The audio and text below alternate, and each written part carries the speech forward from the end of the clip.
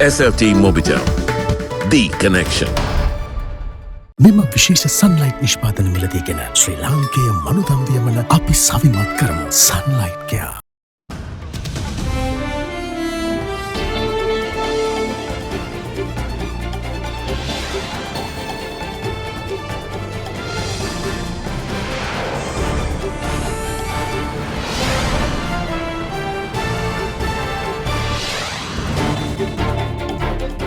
Tonight, new direction.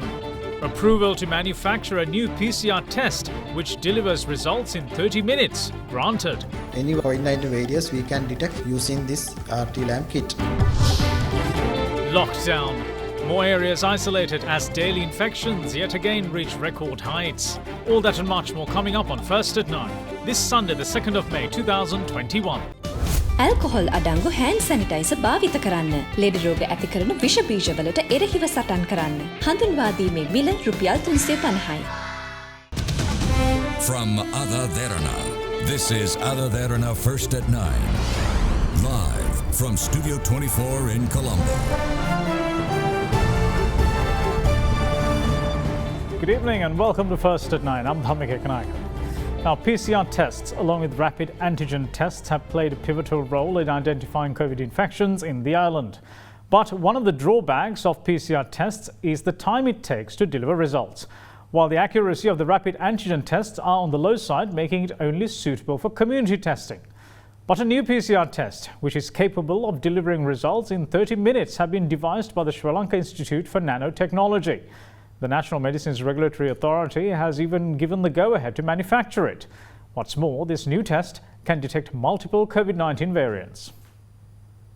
In order to identify the rapidly growing number of COVID-19 infections in the country, since the pandemic broke out, health authorities have utilized PCR testing and the rapid antigen testing methods. Identifying COVID-19 patients are all the more important at present, given the surge in daily cases at present and the time, of course, is of the essence. As such, the Sri Lanka Institute for Nanotechnology announced that they have been given the approval by the National Medicines Regulatory Authority for its manufacturing facility to produce a coronavirus test kit based on RT-LAMP technology. So basically antigen test kit, they are analyzing the antigens, but in this case we are analyzing the RNA. So it seems RT-LAMP kit is more or less similar to the PCR what we are using currently. And what are the benefits of this kit? Actually, the normal PCR method, it takes more than 2.5 hours, but in the LAMP PCR LAMP method, within 30 minutes we can get the results. Senior research scientist at the Sri Lanka Institute for Nanotechnology, Dr. Sanjay Batige, further explained how the test kit could identify new COVID-19 variants. There are different variants coming along in the world. So what we have done is we have designed the specific primers that can detect the COVID-19 virus. So in that case, we use specific regions. Normally, mutation will not happen. We selected N and E region of this virus and we designed the primers for that regions, not these regions. So because of that, any COVID-19 variants we can detect using this RT-LAMP kit. As such, Dr. Batige said that once the government gives the go-ahead for the production, around 500 test kits on average can be produced within a month. Once the government issues the approval, we can produce our LAMP kit within 1 month. So after that, we can continuously provide our kit to the country.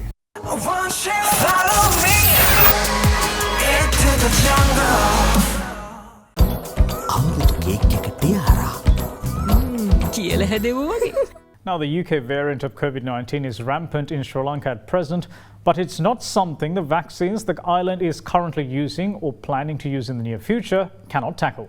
That's the view of health experts as the daily caseloads in the island continue to climb.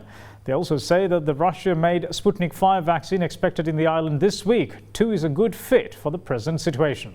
In the meantime, the World Health Organization is expected to make a call on China's Sinopharm vaccine, of which Sri Lanka has close to 600,000 doses, in the coming week.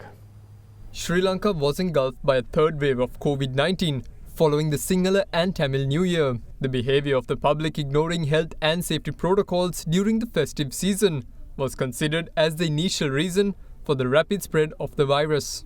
However, last week it was revealed that one of the world's highly transmissible COVID-19 variants, B.1.1.7, originated from the United Kingdom, commonly known as the UK variant, has contributed to the rise in infections. This variant, however, initially found among foreign arrivals. But then, the Department of Immunology and Molecular Medicine at the University of Sri Jayawardhanapura revealed last Wednesday that mutations specific to the UK variant B117 lineage had been detected in the samples taken from the infected people in Colombo, Borolasgamuwa and Kurunegala. This variant was first detected in the UK in September last year and is considerably contagious than the original virus. It is also said to be 43 to 90% more transmissible than pre-existing variants that have been circulating in the UK. It has spread rapidly around the globe and likely accounts for at least 1/3 of all cases in the United States.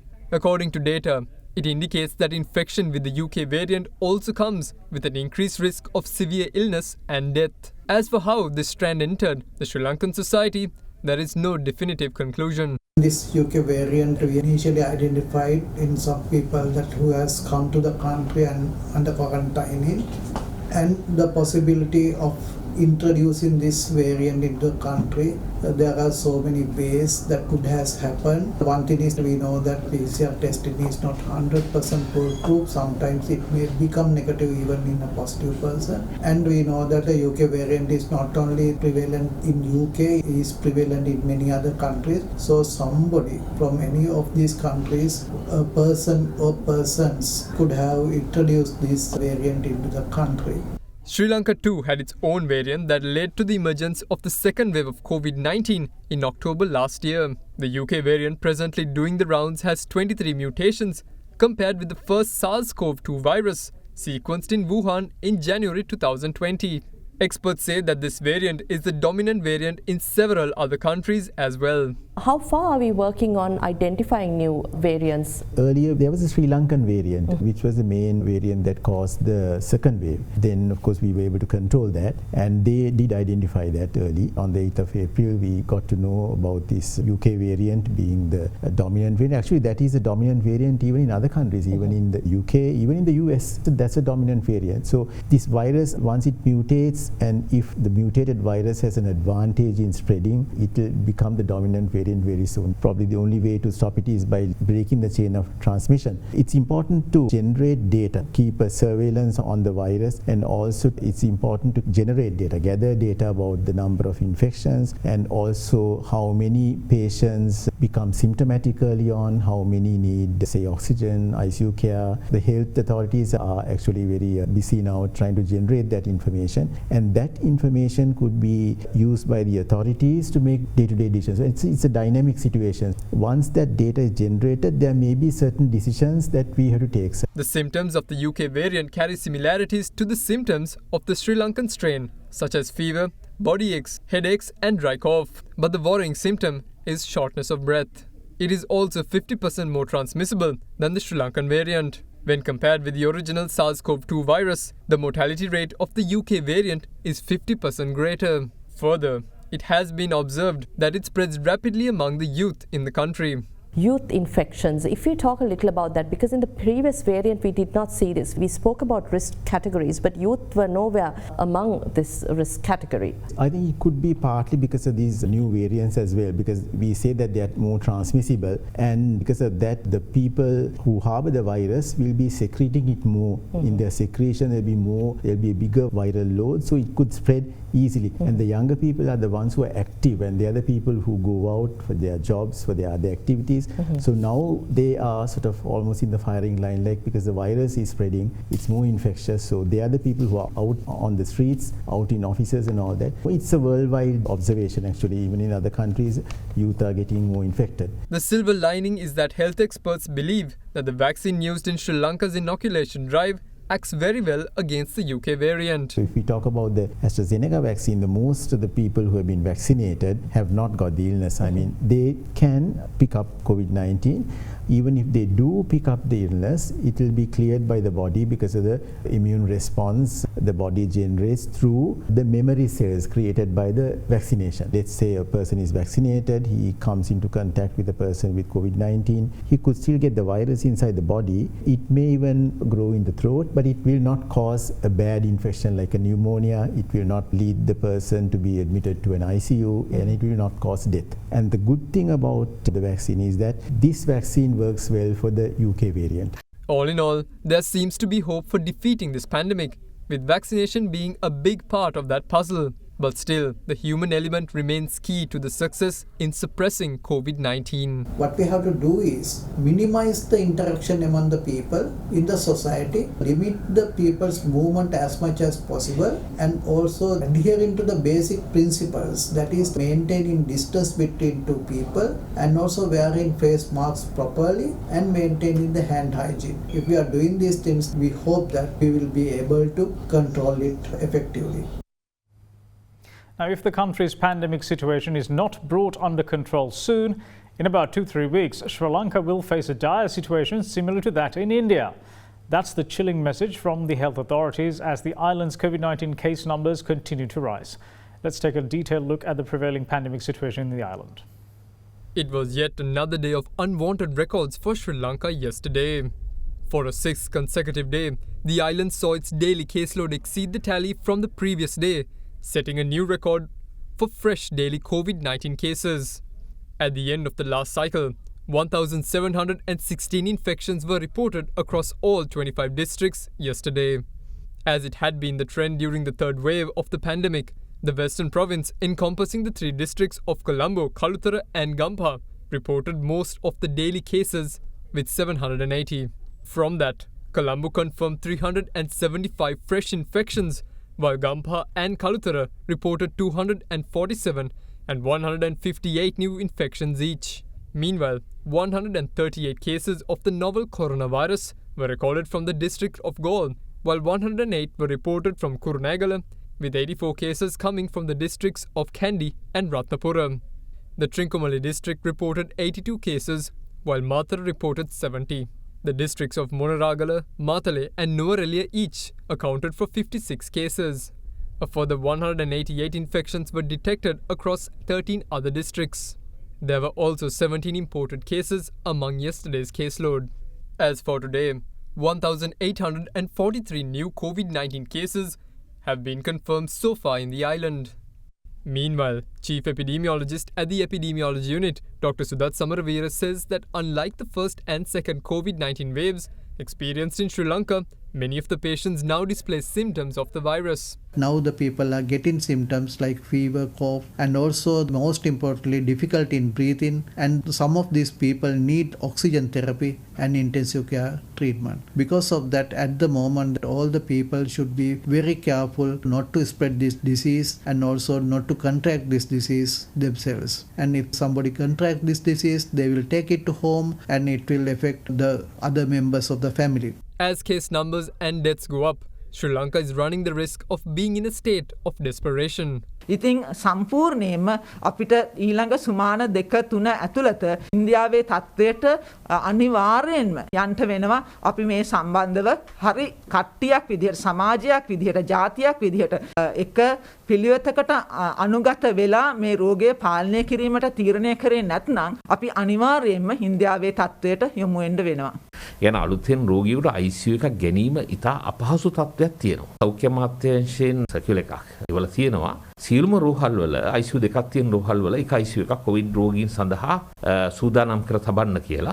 Meanwhile, President of the Public Health Inspectors Union, Upul Rohana, expressed skepticism about the figures released by authorities on the number of COVID-19 infections and deaths and how the information is released to media outlets. In other developments, permission had been granted for Ayurveda hospitals to treat asymptomatic COVID-19 patients for the first time since the pandemic broke out in the island in March last year. It is not just the daily infections that keep rising. Today, 764 COVID-19 patients were given the all-clear to return to their daily lives following full recovery. That puts Sri Lanka's total COVID-19 recoveries at 97,242. But the island also has 13,776 active virus cases. The entire police area of Piliyandala was placed under isolation today following the detection of a great number of COVID cases there. In the meantime, Civil Aviation Authority announced that all airlines have been informed to limit the number of passengers brought to Sri Lanka to a maximum of 75 per flight from tomorrow. Now, here's a comprehensive look at isolations and other restrictions imposed owing to the COVID-19 spread. Following the rapid spread of COVID-19 in the country, several more areas that were exposed to high virus risk were isolated with immediate effect.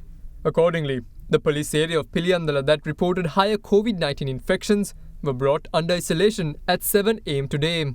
Further, the areas of Walana North and Vakada North, Kiriberia and Eastern Malamulla, east of the Kalutara district, were too isolated this morning. In the Trincomalee district, the Grama Nildara divisions of Ozhill and Anpualipuram were isolated to curb the virus spread. What's more, Nildandahina Gram Nildara division in the Nuwara district too entered the status of isolation during the day. Considering the COVID-19 situation in the country, the chairman of the Civil Aviation Authority of Sri Lanka has informed all airlines to limit the number of passengers brought to Sri Lanka to a maximum of 75 passengers per flight. According to the chairman, this will be in effect for 2 weeks starting from tomorrow, the 3rd of May. The CAASL has observed that recent records showed an excessive number of passengers are accommodated in international flights to Sri Lanka and that the number has gone beyond even 200 passengers for certain airlines. Meanwhile, the Commissioner General of the Department of Registration of Persons says it has decided not to open to the public, the head office and all provincial officers of the department until further notice in order to avoid public gatherings due to the COVID-19 pandemic. All applicants who had been assigned numbers and time for obtaining national identity cards under one-day service are requested to hand over their applications early to Gram Nildari or Identity Card Division of the respective Divisional Secretariat without keeping the applications further in their possession. Further, a special arrangement has been made to obtain national identity cards for those who require obtaining national identity cards promptly for emergency and essential purposes such as for examinations, interviews and to obtain passports. They can inform their urgent requirement to the department via telephone numbers 0115226 126 and 0115226 115. They can also contact the department on 0115226 100 and 0115226 150. In the meantime, Army Commander General Shavindra Silva says that public gatherings such as parties and weddings, which have been prohibited due to the current COVID-19 situation, cannot be organized at homes or at any other locations, as this is also prohibited under the quarantine regulations. He said that they have received information that events such as parties, functions and weddings, which are temporarily prohibited from tomorrow due to the spike in COVID-19 cases, have now been moved to residences in some areas. The Criminal Investigation Department has arrested a suspect at the Bandaranaike International Airport over the transfer of 26 million rupees in illegally acquired money to his bank account from the United States. The police said that a 39-year-old individual from Kinya Trincomalee was arrested for fraud by the CID yesterday at the BIA premises. They said that the suspect was preparing to board a flight to Dubai yesterday when he was arrested on information received by the CID. Information have revealed that a bank account maintained under the suspect's name had received 26 million rupees from a certain sender originating from the United States. According to investigations, that particular sender has illegally accessed the accounts of American citizens and he had transferred the funds to the suspect's account. Later on, the money is withdrawn and the account holder, after taking a commission, sends the remaining money to the sender in the United States. A private bank had made a complaint in this regard, stating that 1.4 billion rupees had been sent from the United States to this particular private bank and a number of account holders had withdrawn that money in a fraudulent manner. Opposition leader Sajith Premadasa says that he contacted foreign envoys in a bid to secure various equipment for the country's healthcare system to tackle the COVID-19 pandemic. This was divulged during a media briefing which was worked off at the opposition leader's office today. රට මුහුණ දී තිබෙන දැවැන්ත සෞඛ්‍යමය අර්බුදය තුළ අපි විදේශ තානාපතිවරුන් හමු අවස්ථාවේ අපේ රටේ සෞඛ්‍ය පද්ධතියට ලබා දිය හැකි උපරිම උපකාරයන් ලබා දෙන්නට කියන යෝජනාව ඉදිරිපත් කරා. විදේශ තානාපති කාර්යාලවලට දුරකථන ඇමතුම් ලබාගෙන එම තානාපතිවරුන්ගෙන් අපි ඉල්ලීමක් කරා අපේ රටට අත්‍යවශ්‍යව තිබෙන එන්නත් ප්‍රමාණය ලබා ගැනීමට උපරිම දායකත්වයේ සහයෝගය ලබා දෙන්නේ කියන කාරණාව. PCR පරීක්ෂණ ප්‍රමාණය වැඩි කරන්නට ඕන. එය කිරීම උදෙසා අපට අවශ්‍ය PCR යන්ත්‍ර අපේ රටට ලබා දෙන්නේ කියන යෝජනාවත් අපි ඉදිරිපත් කරා. මේ ශීඝ්‍ර ව්‍යාප්තිය තුළ අත්‍යවශ්‍ය වෙලා තිබෙනවා ජංගම ෆීල්ඩ් හොස්පිටල්ස් ගණනාවක්. විශේෂයෙන්ම ඇමරිකා එක්සත් ජනපදයේ, ඕස්ට්‍රේලියාව, ඒ වගේම මහ බ්‍රිතාන්‍ය වැනි රටවල් වලින් මම ඉල්ලීමක් කරනවා ෆීල්ඩ් හොස්පිටල්ස් ගණනාවක්, මොබයිල් හොස්පිටල් යුනිට්ස් ගණනාවක් අපේ රටට ලබා දෙන්නේ කියන කාරණාව අපි ප්‍රකාශ කරන පමණක් නෙවෙයි මේ වන විට ඒ ඉල්ලීම් කරලා හමාරයි. මේ කොරෝනාව තුළින් අපි දේශපාලන වාසි ලබා ගන්නටවත් කොරෝනාව දේශපාලන ආයුධයක් කරගන්නටවත් අපි සූදානම් නැහැ.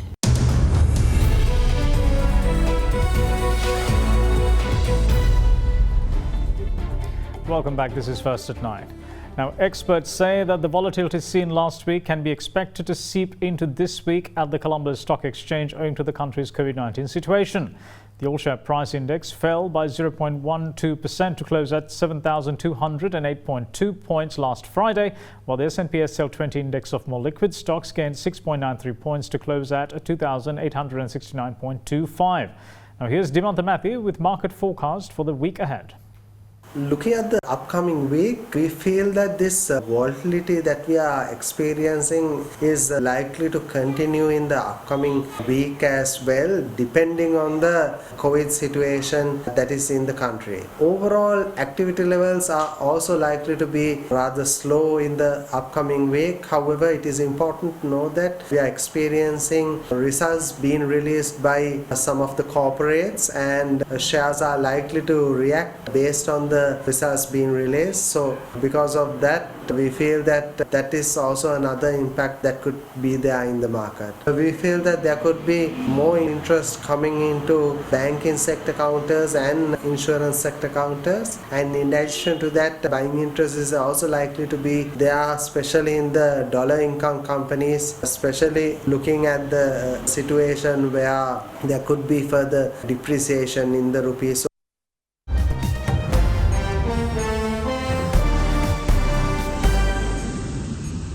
North Korean officials said today that recent comments from US President Joe Biden and members of his administration show he is intent on maintaining a hostile policy towards North Korea that will require corresponding response from Pyongyang. The officials' comments came in a series of statements carried on state news agency KCNA after the White House said yesterday that US officials had completed a months-long review of North Korean policy. In one statement, a foreign ministry spokesperson accused Washington of insulting the dignity of the country's supreme leadership by criticizing North Korea's human rights situation. In a separate statement, Kwon Jong-gun, Director General of the Department of U.S. Affairs of the Foreign Ministry, cited Biden's first policy speech to Congress on Wednesday, where the new president said nuclear programs, I should say, North Korea and Iran posed threats that would be addressed through diplomacy and stern deterrence. Kwon said that Biden's speech was intolerable and a big blunder, and that Biden's statement clearly reflects his intent to keep enforcing the hostile policy towards the DPRK, as it had been done by the US for over half a century. And that's it from all of us here at First at 9. Thanks for watching. Bye-bye.